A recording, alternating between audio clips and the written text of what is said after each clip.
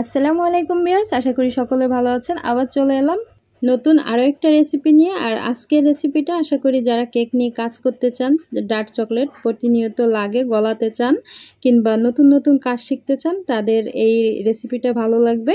তো আজকে আমি কি করে সহজে ডার্ক চকলেট গলাতে হয় এবং এই নিয়ে কাজ করবেন সেটাই বলার চেষ্টা করব। তো আশা করি আমার রেসিপি ভালো লাগবে। তো রেসিপি ভালো লাগলে প্লিজ আমার ছোট্ট চ্যানেলটি সাবস্ক্রাইব করে পাশে থাকবেন। তো কথায় কথায় কিন্তু আমি ডার্ক চকলেট নিয়ে তারপর ডার্ক চকলেটকে এরকম ছোট ছোট করে কেটে নিচ্ছি। আর অবশ্যই একটু ছোট ছোট করে কেটে নেবেন, আর কেটে নিলে খুব সহজে কিন্তু চকলেটটা মেল্ট হয়ে যায়।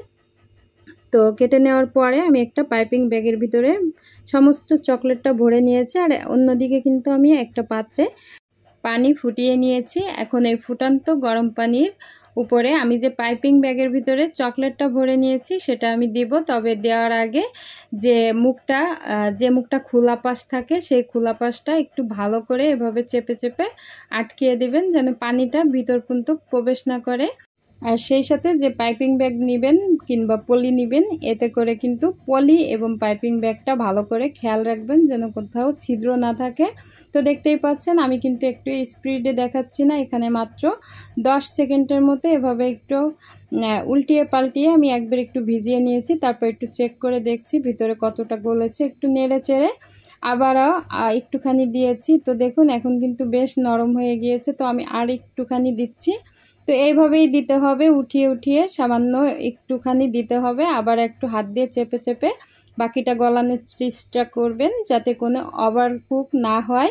তো ওভারকুক হলে কিন্তু এটা শক্ত হয়ে যাবে, কিংবা তার থেকে বেশি হলে এটা তেল ছেড়ে দিবে এবং এক পাশে চকলেট ও অন্য পাশে তেলটা চলে যাবে। তো বুঝতেই পাচ্ছেন এটা কিন্তু একটু খেয়াল রেখে চকলেটটা গলাতে হবে। তো এখন দেখুন মাশাআল্লাহ খুব সুন্দর করে চকলেটটা মেল্ট হয়ে গিয়েছে।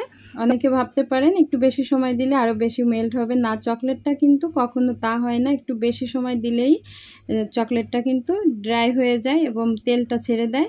তো আমি এবারে একটা চকলেটের মোল্ড নিয়ে নিয়েছি আর পাইপিং ব্যাগের মুখের কাছ থেকে একটুখানি কেটে নিচ্ছি। আর সম্পূর্ণ চকলেটটা আমি মোল্ডের ভিতর ঢেলে দিব।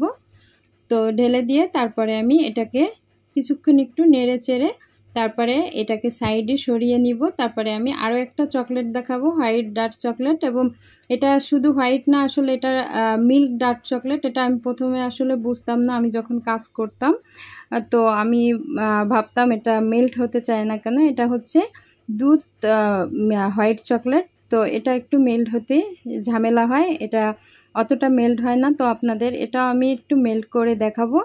এই চকলেটটাকেও আমি নাইফ দিয়ে কেটে নিয়েছি, পারলে গ্রেটার দিয়ে গ্রেট করে নেবেন প্রত্যেকটা চকলেট। তো এরপরে আমি আবারও একটা পাত্রে পানি গরম করেছি, সেই একইভাবে আমি একটা পাইপিং ব্যাগে চকলেটগুলোকে ভরে নিয়েছি ছোট ছোট টুকরো করে। তো এটাও আমি একইভাবে দেখতেই পাচ্ছেন এইভাবে করে নেড়ে চেড়ে দিয়ে একটু হাত দিয়ে চেপে দিচ্ছি।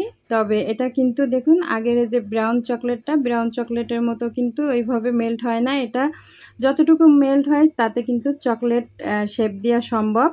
তো আমি আপনাদের সেটাও দেখিয়ে দিচ্ছি। আমি পাইপিং ব্যাগের মুখটা আবার একটু কেটে নিয়েছি আর গোলাপের শেপ আরেকটা মোল্ড আমি নিয়ে নিয়েছি। এবার এই মোল্ডটাকে আমি পুরোপুরি চকলেট দিয়ে ভরে দিচ্ছি। আর এভাবে করে দেখুন একটু চেপে চেপে দিলে কিন্তু চকলেটটা নরম হয়ে যায়। দেখতেই পাচ্ছেন এটা আগের থেকে একটু শক্ত, তবে এভাবে করে ট্যাপ করলে কিন্তু এটা নরম হয়ে যায়। দেখতেই পাচ্ছেন কতটা নরম লাগছে।